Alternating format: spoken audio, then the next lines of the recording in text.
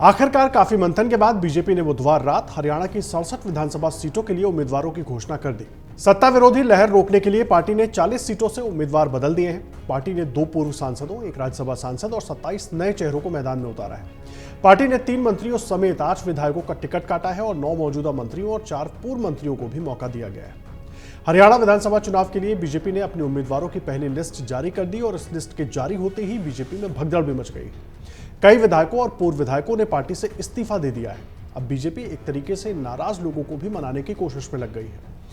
देखिए, अभी जो बीजेपी की लिस्ट आई है, इस लिस्ट में विधायक लक्ष्मण नापा और पूर्व विधायक सुखविंदर शेवरण का नाम भी नहीं।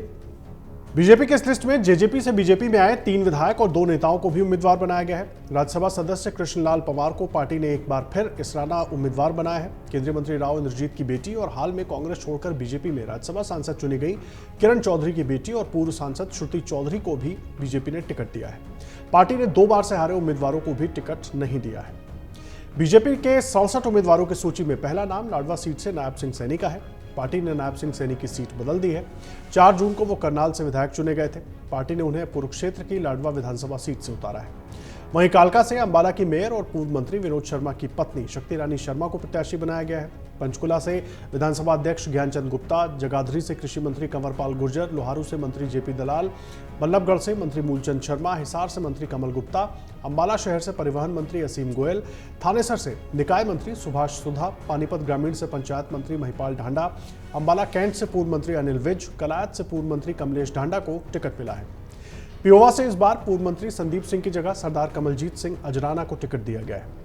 इंद्री से रामकुमार कश्यप, सोनीपत से मेयर निखिल मदन, टोहाना से पूर्व मंत्री देवेंद्र सिंह बबली, रतिया से पूर्व सांसद सुनीता दुग्गल, नारनौल से पूर्व मंत्री कैप्टन अभिमन्यु, बादली से पार्टी के पूर्व प्रदेशाध्यक्ष ओम प्रकाश धनखड़, अटेली से आरती राव और फरीदाबाद से पूर्व मंत्री विपुल गोयल को मैदान में उतारा गया है। देखिए, बीजेपी ने 3 मंत्रियों समेत 8 विधायकों का टिकट भी काटा है। रानिया से ऊर्जा मंत्री रंजीत चौटाला, बवानीखेड़ा से मंत्री विशंभर वाल्मीकि, सोहाना से खेल मंत्री संजय सिंह, पलवल से दीपक मंगला, फरीदाबाद से नरेंद्र गुप्ता, गुरुग्राम से सुधीर सिंगला, अटेली से सीताराम यादव, पिहोवा से पूर्व मंत्री संदीप सिंह और रतिया से लक्ष्मण नापा को उम्मीदवार नहीं बनाया गया है। डिप्टी स्पीकर रणबीर गंगवा को नलवा की जगह बरवाला और कोसली के विधायक लक्ष्मण यादव को रेवाड़ी से टिकट दिया गया है। बीजेपी की 67 उम्मीदवारों की लिस्ट में 8 महिलाओं को भी टिकट दिया गया है। देखिए, 67 उम्मीदवारों की सूची में बीजेपी ने 8 महिलाओं को उम्मीदवार बनाया है। इसमें अंबाला से शक्ति रानी शर्मा, मुलाना से संतोष सरवन, कलायत से कमलेश ढांडा, रतिया से सुनीता दुग्गल, तोशाम से श्रुति चौधरी, गढ़ी सांपला किलोई से मंजू हुड्डा, कलानौर से रेणु डाबला, अटेली से आरती सिंह राव को उम्मीदवार बनाया गया है।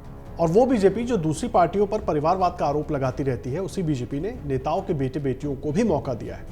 देखिए, हरियाणा में बीजेपी के एक व्यक्ति एक पद का सिद्धांत अब अपवाद हो गया है। पार्टी ने केंद्रीय मंत्री राव इंद्रजीत सिंह की बेटी आरती राव को अटेली से और सांसद किरण चौधरी की बेटी श्रुति चौधरी को तोशाम से उम्मीदवार बनाया है।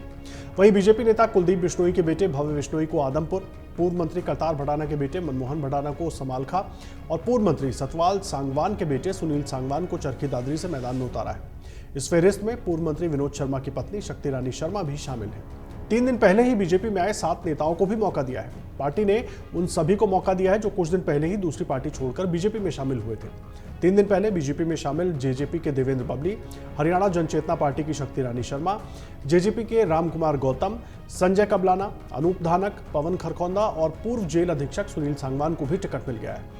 कांग्रेस के निखिल मदान, पूर्व सांसद श्रुति चौधरी, इनेलो के श्याम सिंह राणा को भी टिकट मिला है। बीजेपी ने महम से भारतीय कबड्डी टीम के पूर्व कैप्टन दीपक हुड्डा को टिकट दिया। वहीं गुहाना से टिकट मांग रहे योगेश्वर दत्त, दादरी से तैयारी कर रही बबीता फोगाट को टिकट नहीं मिला है। और देखिए, यौन उत्पीड़न के मामले का सामना कर रहे पूर्व हॉकी खिलाड़ी संदीप सिंह से भी पार्टी ने दूरी बनाए रखी है। बीजेपी ने पहली सूची में सामान्य वर्ग के 40 उम्मीदवारों को टिकट दिया है। इनमें 5 वैश्य समाज के, 5 ब्राह्मण समाज के, 13 जाट, 2 बिश्नोई, 1 जट सिख, 8 पंजाबी, 1 रोड जाति से हैं।